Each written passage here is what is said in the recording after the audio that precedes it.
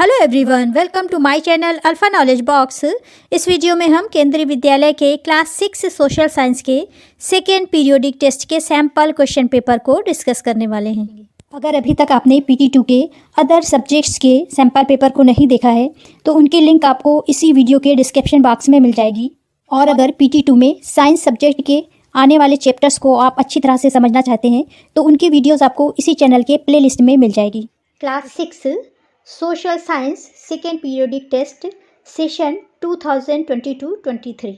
सबसे पहले पेपर में MCQs क्वेश्चन दिए गए हैं जो कि 1 से लेकर के 10 तक हैं और सभी के 1 मार्क्स हैं। MCQs 1, a compass is used, यानी कंपास का यूज़ कहाँ किया जाता है। This is the compass. अगर आपने कंपास नहीं देखा है तो वो कुछ इस तरह का होता है, सेम क्लॉक की तरह। यहाँ पर 2 नीडल्स होती हैं, एक रेड कलर की और दूसरी ग्रीन। रेड वाली जो होती है वो नॉर्थ डायरेक्शन को शो करती है। इस तरह से हम इस कंपास के द्वारा डायरेक्शन का पता लगा सकते हैं। अब आपको इस क्वेश्चन का आंसर समझ में आ गया होगा। A compass is used to find the main direction. Second question is map showing the distribution of the forest are. इस क्वेश्चन में अगर आप ध्यान दें तो यहाँ पर डिस्ट्रीब्यूशन ऑफ फॉरेस्ट की बात की गई है। कुछ मैप ऐसे होते हैं जो कि हमें स्पेशल टाइप की इन्फॉर्मेशन देते हैं, किसी थीम को बताने का काम करते हैं। जैसे रेन को शो करने वाले मैप, फॉरेस्ट को शो करने वाले मैप, रोड को शो करने वाले मैप, इंडस्ट्री को शो करने वाले मैप। तो इस तरह के मैप्स को बोलते हैं हम थीमेस्टिक मैप। इसलिए यहाँ पर डिस्ट्रीब्यूशन ऑफ फॉरेस्ट को शो करने के लिए थीमेस्टिक मैप का यूज़ किया जाता है। Question number 3, the mountain range that separate Europe and Asia is. तो इसका आंसर होगा C, the Urals. Question number 4, the major constituent of atmosphere by present is. यहाँ पर आपसे पूछा गया है कि नाइट्रोजन, ऑक्सीजन और कार्बन डाइऑक्साइड में से एटमॉस्फेयर में सबसे ज़्यादा कौन प्रेजेंट है। कोई भी लिविंग बींग्स ऑक्सीजन के बिना नहीं रह सकता, लेकिन एटमॉस्फेयर में केवल ये 21% है। Carbon dioxide and other gases 1% है, जबकि नाइट्रोजन 78% है।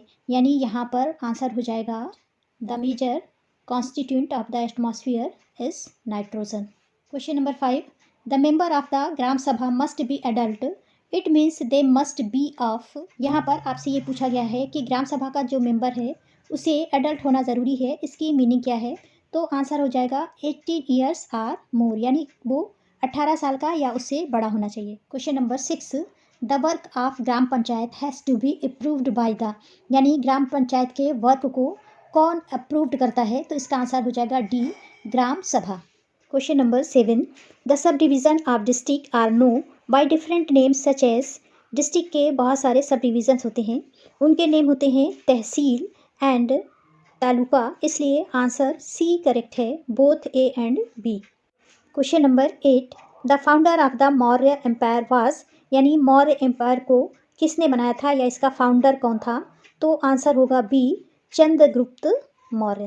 Question number 9, Ashoka was a. यहाँ पे आपको बताना है कि अशोक हिंदू था, जैन था, बुद्धिस्ट था या इसमें से कोई नहीं।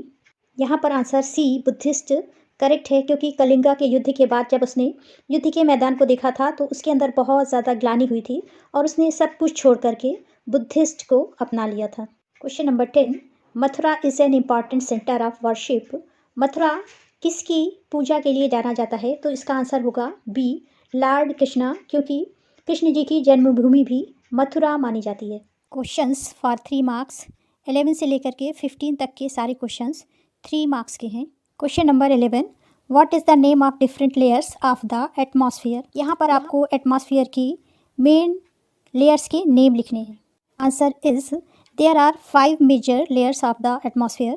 Number 1 troposphere, number 2 stratosphere, number 3 mesosphere, number 4 thermosphere and number 5 is exosphere.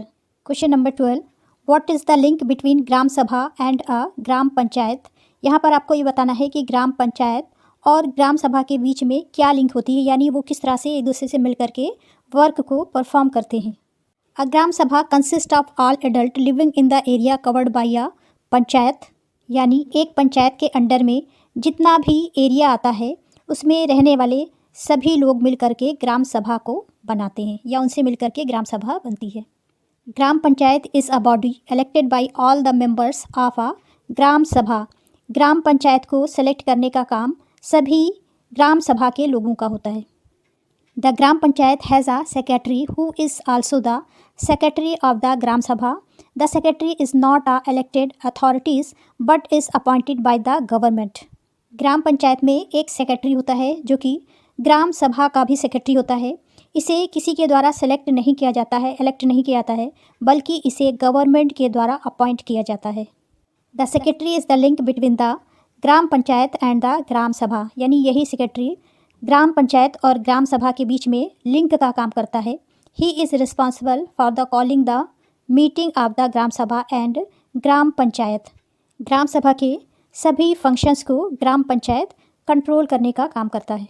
Question number 13, how do women benefit under the new law. इस क्वेश्चन में ये पूछा गया है कि 2005 में जो न्यू लॉ बना हुआ है, हिंदू सक्सेशन एक्ट, इसके द्वारा वुमेन्स को क्या बेनिफिट होगा या कैसे बेनिफिट मिलेगा। Answer is womens in India can get a share in the family's agriculture land and property. The same law will apply to all state and union territories of the country. They can also take share of family property. इस law के according Indian womens को agriculture और land में share मिलेगा। ये new laws सभी state और union territories में अप्लाई होगा और अगर कोई फैमिली प्रॉपर्टी है या लैंड है उसमें भी वुमेन्स का शेयर होगा। Question number 14, what were the problems that Ashoka wanted to solve by introducing dharma. इस क्वेश्चन में आपको ये बताना है कि कौन सी ऐसी प्रॉब्लम्स थी जिसे अशोक धर्मा के द्वारा सॉल्व करना चाहता था। Answer is by introducing dharma Ashoka wanted to solve the problem of the religious conflict, animal sacrifice, ill treatment of slaves and servants and quarrel between his subjects। धर्मा के द्वारा अशोक चाहता था कि आपस में जो रिलीजियस कॉन्फ्लिक्ट है, लड़ाई झगड़े हैं, वो ख़त्म हो जाए, एनिमल्स के साथ सेक्रीफाई हो और स्लैव्स और सर्वेंट का ट्रीटमेंट हो और साथ ही आपस में जो लड़ाई झगड़े हैं वो भी समाप्त हो जाएं। Question number 15, list the craft person who would have been present in both village and cities. Answer is some of the craft person were potter यानी कुम्हार, ब्लैक स्मिथ यानी लोहार, कारपेंटर यानी बढ़ई और वीवर यानी बुनाई करने वाला। क्वेश्चंस फॉर 5 मार्क्स, यहाँ पर फिल इन द ब्लैंक्स दिए हुए हैं जो कि 1 मार्क्स के हैं, यानी ये क्वेश्चन टोटल 5 मार्क्स का है। Question number 16, fill in the blanks. A, the deepest point on the earth is dash is the Pacific Ocean. Answer is Mariana trench. Trench की मीनिंग होती है गर्त या फिर बहुत ही डीपेस्ट नैरो होल। तो अर्थ का सबसे डीपेस्ट पॉइंट है मैरीना ट्रेंच जो कि पैसिफिक ओशियन में है। Question number B, the Indian Ocean is named after a country. यहाँ पर इंडियन इसलिए लिखा है क्योंकि इसका नाम कंट्री के नेम के बाद रखा गया है। C, the biosphere is a narrow contact zone of land, water and air that support life.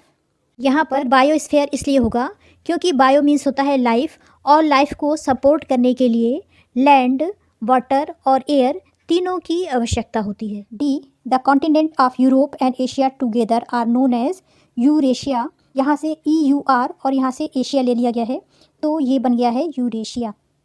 Question number E, the highest mountain peak on the earth is Everest. ये हम सभी जानते हैं। Question number 18, match the item in column A correctly with those given in column B. Column A के item को column B से match करना है। ये मैप के सिंबल्स हैं। ए मैच होगा लास्ट 5th से broad gauge railway line, B match होगा 4th से अनमेटल्ड रोड, सी मैच होगा छतरी से, डी मैच होगा डिस्ट्रिक्ट बाउंड्री से और ये डॉट मैच होगी वेल से। मैप पर वेल को शो करने के लिए इस तरह का सिंबल बनाया जाता है। यहाँ पर क्वेश्चन पेपर से कुछ एक्स्ट्रा सिंबल्स हैं, जैसे अगर इस तरह का सिंबल है तो इसका मतलब है इमरजेंसी टेलीफोन, इस तरह का सिंबल है तो इसका मतलब है कैंप ग्राउंड, इस तरह का सिंबल है तो इसका मतलब है ये है पिकनिक एरिया, इस तरह के सिंबल को ग्रेवल रोड यानी जो पक्की रोड ना हो उसके लिए बनाते हैं, इस तरह के सिंबल को सेकेंडरी हाईवे के लिए शो करते हैं, इसे प्राइमरी हाईवे के लिए, इस तरह के सिंबल को वाटर के लिए और इस ग्रीन सिंबल को फॉरेस्ट के लिए। इसके अलावा आपके कोर्स में जो भी सिंबल्स करवाए गए हैं उन्हें अच्छी तरह से देख लीजिएगा। This is the end of video. अगर आपको ये वीडियो अच्छी लगी हो तो please like share and subscribe करें।